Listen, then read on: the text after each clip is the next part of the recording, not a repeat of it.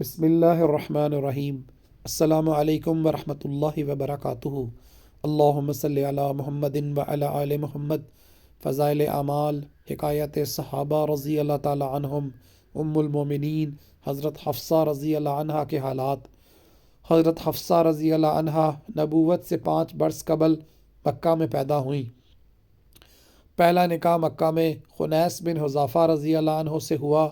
یہ بھی پرانے مسلمان ہیں جنہوں نے حبشہ کی ہجرت کی، پھر مدینہ طیبہ کی ہجرت کی، بدر میں بھی شریک ہوئے، اور اسی لڑائی میں یا احد کی لڑائی میں ان کے ایسا زخم آیا جس سے اچھے نہ ہوئے، اور 2 ہجری یا 3 ہجری انتقال فرمایا۔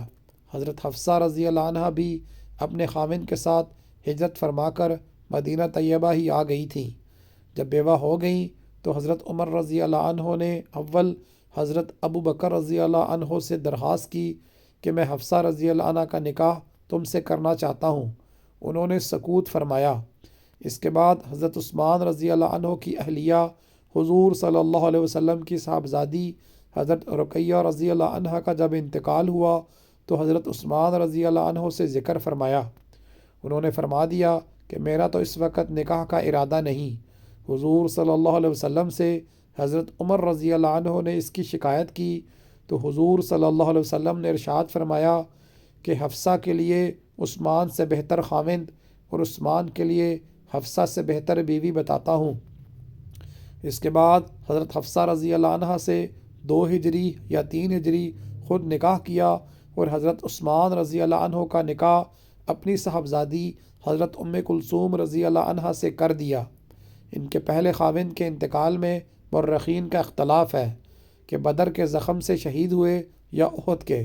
بدر 2 ہجری میں ہے اور احد 3 ہجری میں، اسی وجہ سے ان کے نکاح میں بھی اختلاف ہے۔ اس کے بعد حضرت ابو بکر صدیق رضی اللہ عنہ نے حضرت عمر رضی اللہ عنہ سے فرمایا کہ جب تم نے حفصہ کے نکاح کا ذکر کیا تھا اور میں نے سکوت کیا تھا تو میں اس وقت ناگواری ہوئی ہوگی، مگر چونکہ حضور صلی اللہ علیہ وسلم مجھ سے نکاح کا تذکرہ فرما چکے تھے، اس لیے نہ تو میں قبول کر سکتا تھا اور نہ حضور صلی اللہ علیہ وسلم کے راز کو ظاہر کر سکتا تھا، اس لیے سکوت کیا تھا۔ اگر حضور صلی اللہ علیہ وسلم ارادہ ملتوی فرما دیتے تو میں ضرور کر لیتا۔ حضرت عمر رضی اللہ عنہ فرماتے ہیں کہ مجھے ابو بکر کے سکوت کا حضرت عثمان رضی اللہ عنہ کے انکار سے بھی زیادہ رنج تھا۔ حضرت حفصہ رضی اللہ عنہ بڑی عابدہ زاہدہ تھیں، رات کو اکثر جاگتی تھیں اور دن میں کثرت سے روزہ رکھا کرتی تھیں۔ کسی وجہ سے حضور اقدس صلی اللہ علیہ وسلم نے ان کو 1 طلاق بھی دی تھی، جس کی وجہ سے حضرت عمر رضی اللہ عنہ کو بہت رنج ہوا اور ہونا بھی چاہیے تھا۔ حضرت جبرائیل علیہ السلام تشریف لائے اور عرض کیا، اللہ جل شانہ کا ارشاد ہے کہ حفصہ سے رجوع کر لو، یہ بڑی شب بیدار اور کثرت سے روزہ رکھنے والی ہیں، اور عمر کی خاطر بھی منظور ہے، اس لیے حضور صلی اللہ علیہ وسلم نے رجوع فرما لیا۔ جمادی الاولیٰ 45 ہجری میں، جبکہ ان کی عمر تقریباً 63 برس کی تھی، مدینہ طیبہ میں انتقال فرمایا۔ بعض نے ان کا انتقال 41 ہجری میں عمر 60 برس لکھی ہے۔